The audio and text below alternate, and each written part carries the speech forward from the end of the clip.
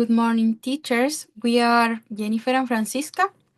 Today, we present our analysis of the case study regarding English teaching in a subsidized school in the Biobío region.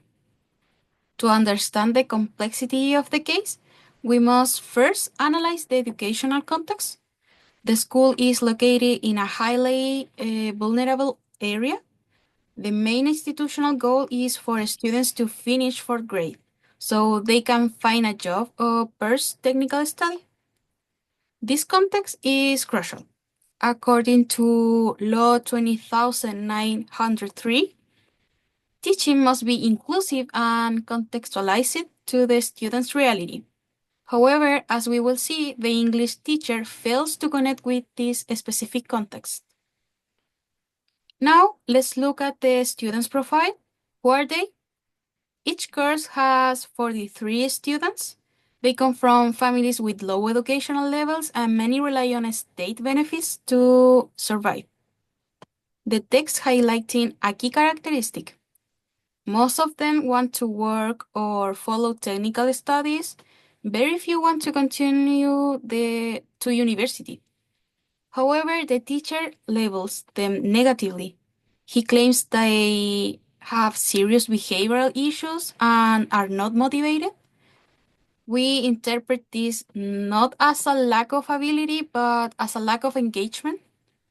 The students have clear technical interest, but the English class ignores their goals, causing the low performance described in the case. Thirdly, we have the teacher profiles. Mr. Zapata is the only English teacher and has worked there for 18 years. His profile is defined by the deficit model. He holds extremely low expectation. He explicitly states the students are never going to learn English.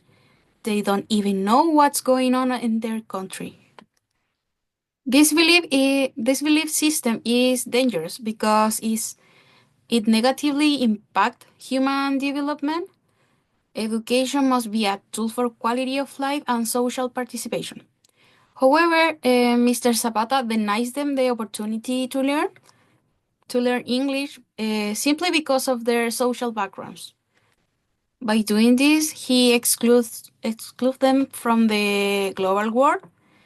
This violates the ethical participle of inclusion and equity found in the pedagogical standards. Now let's deepen our analysis of the methodology and its effects. The case states that Mr. Zapata teaches simple vocabulary and isolated sentence and translates everything immediately. Well, the problem that he uses the grammar translation method. He justifies this by saying students do not understand what they hear. And the effect is that the students become passive. They don't listen to English because they depend on the Spanish translation. Well, this also affects assessment.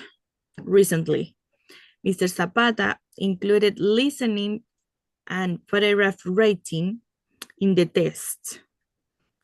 However, the case says he does not teach writing in class because the students don't like it. This reveals a lack of instructional alignment. According to Decree 67, it is ethically wrong to grade students on skills that were never practiced. He's using assessment to punish, to not support.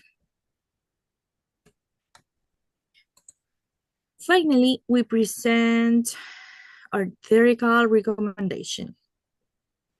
Mr. Zapata operates under a technical perspective. He views the curriculum as a wretched product. We propose a shift to a critical perspective. In a vulnerable context, the teacher should use English to empower students, connecting the language to their technical interests.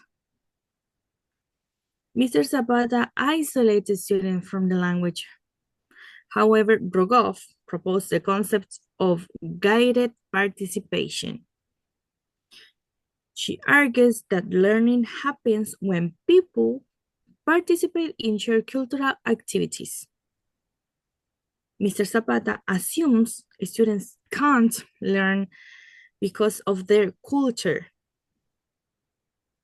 Rogoff will argue that the teacher must bridge the gap. He should use guided participation to help students appropriate English through activities relevant to their community, like translating technical manuals for their future jobs. By engaging in mindful participation, students move from being outsiders to active member of the English-speaking community. Well, in conclusion, Mr. Zapata fails because he ignores the potential and culture of his students. To improve, he must follow the standard of the teaching profession. He must abandon the deficit model and adopt communicative strategies. Only by believing in his students can he promote their true human development and social participation.